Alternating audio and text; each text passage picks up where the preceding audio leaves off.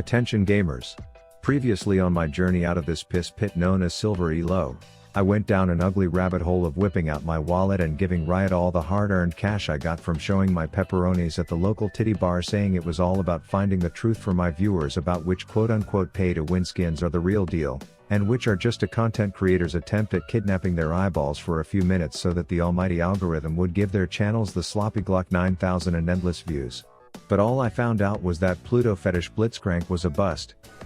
The Elderwood variant of this chime collector wasn't enough to carry a bunch of blind drunk kids that spend their free time spamming KEKW and Twitch chat instead of doing literally anything of value in their lives, and that while Project Ash does indeed have a deceiving ult hitbox, it's a lot less likely to bring you wins than playing someone like, let's say, Viego, jamming your foreskin against your keyboard and collecting those easy breezy beautiful cover girl wins on repeat. The only reason I wasn't totally butthurt after unlocking all these overhyped skins was because I got a bunch of them for free by using Buff.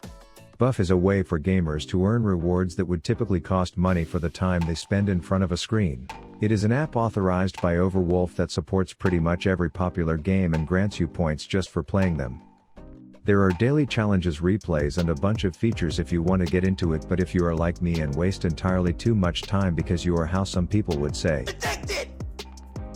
you can do nothing but keep it up in the background while you play your games, and before you know it you'll have points that you can use to buy rewards like RP gift cards and other good shiz. It's free. I've been running it for over 2 years with no impact to my PC's performance, and you can get it today by using my link in the description. Okay, so this long-winded intro with a pit stop at Selloutsville was all to say I tried Astronaut Vagar because he's supposedly a pay-to-win skin with a W that's hard to see, an E that lasts longer than its visuals, and a more smooth auto-attack animation, and what I actually found in doing this was a build that is just so busty nuts broken it makes the hairs on my gooch stand straight up in attendance. Small side plot in this story: my jungler asked if I was racist and was disappointed when I said no. Like, we got camped more than 2 dudes sucking each other off on Brokeback Mountain early until I was 2 deaths in the hole asking him to come bot, but he was all like, no thanks dude, us bigots stick together.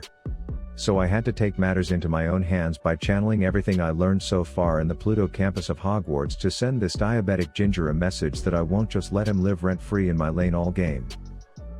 But these ladies are like hot chicks with no dignity in Dubai. Everything is just given to them, so I tell Anivia that regardless of if she supports Trump, there's a time and a place to build a wall which lands Lux in a position that only her tits and the lasers strapped to them can get her out of, but not me. I'm in control of my lil hobo hormones. That said, Kaisa is all like, this is a perfect clip for my Gosu montage that's gonna get 7 total views. I'm gonna kite so hard you'd think we were amidst a windstorm as I just dance around and accept the trade. But turns out Hitler's booger decided to put our race theory differences aside and pay a visit, to which I did a reach around, cage this hoe and make the sky shit on her combo, leaving Kaisa stunned and ready to be gunned, but she flashes me in a way that I would never pay for on the good ol' OF, so I just wait for her to think she's in the clear and then I flip a bitch burger over the wall to send her back to base. Then the boys are like, let's get an objective, and I'm like, no, this midget wants to murder, so I put Panth in the playpan as me and Color Me and Nivea take turns throwing shit at him while I oh so patiently wait for his health bar to reach a level that invites me to cannonball onto my alt key for a slaughter splash that leaves him dead. At this point I'm cool with watching Booger Boy tame his Charizard until the ass who is Greg comes in, thinking a bit of booze will award him the objective, but he learns the hard way that my team apparently discriminates against both race and weight. I now played this game where I faked a family emergency and left them thinking I peaced out to go deliver my sister's baby, but really I was here the whole time staging a hilarious game of Kill the Kaisa, and let's just say it went exactly as planned. Side note: the point of this video is to draw attention to my final build, so I do want to note that starting Everfrost is the perfect prologue to the anus prolapsing endgame that we are building towards, and it does indeed still pack enough damage early to make a blonde go completely bye-bye early. And an added benefit is that when you get some alone time with a mouth breather who follows marksman metas, she may think she survived the teeny weeny wizard wrath after having danced around in your playpen, but you now have more CCs than a spam chain email, so she won't be sticking around for long. Anyways, I head mid because their Pantheon is rocking a spear, a shield, and a shit ton of gold courtesy of the spectacular solo laners I've been given as teammates, but after a bit of small talk about the weather, he has to head out to meet with the shopkeeper. I then head bot to remind these shitters just how bad they are losing, and when they see me out-angle them like a protractor, they split like the Red Sea, as Lux fits the stereotype of being a dumb blonde by running straight into tower, which makes my work easy. Garen completes his part of the group assignment, but the bartender he asked to bring drinks to celebrate turns out to be hostile, which long story short leaves me not exactly in the mood to drink by myself. I navigate the situation lightly, having watched my fair share of sumo wrestling matches and not exactly wanting to become the next thing that diabetic sits on, so I stall until backup in the form of a bird can arrive. This scares him off more than a salad, and for a second I'm worried he's gone like his left foot will be if he doesn't make some lifestyle changes, but I do eventually catch up and slap my win fight button before definitely not dying right after. We then head back home, where I put a ring around the tower, as that's how we trained this Godzilla crab to know what to tackle, as Kaisa seems to have a crush on her fountain, so I want to be the one to put her there, but these little legs can only run so fast, so I outsource the job to my support instead. We are slowly taking ownership over more and more land. Like this is a game of risk, but it's not. It's a game of surprise you a dead bitch, and this Lux is absolutely losing it. Fast forward a few seconds and we are fleeing like a couple of kids who just rang a doorbell, but there's no fun in just bolting off when you can stick around to see the homeowner's face when they had to pause the Real Housewives to answer the door and get fat fucking one shot in the face. This leaves just a gladiator who is about to be a satiator, because between the three enemies in front of him, two of us have a fetish for not dying when we're killed, leaving me as the only viable target, but I'm an evasive little space shit, so I demanded he give me a quick $500 and peace out instead. Then me and Anivia are so overextended you could call us Silicon Valley Bank, as Gragas turns her into an egg and makes me French kiss a wall, which is borderline harassment, so I cancel that fat shit back to base.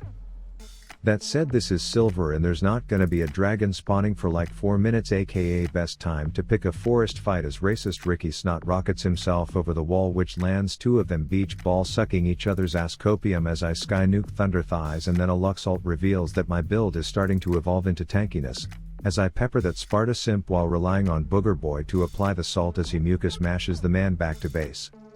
Then the blonde and her baton think she's gonna walk away like nothing happened, go back to her life of posting selfies on Instagram, driving pervs to her OnlyFans business, but a Zack attack says otherwise as I rejoin the party with a throbbing hard on to come and flash this chick's damage before channeling a UFO nuke to end the chase.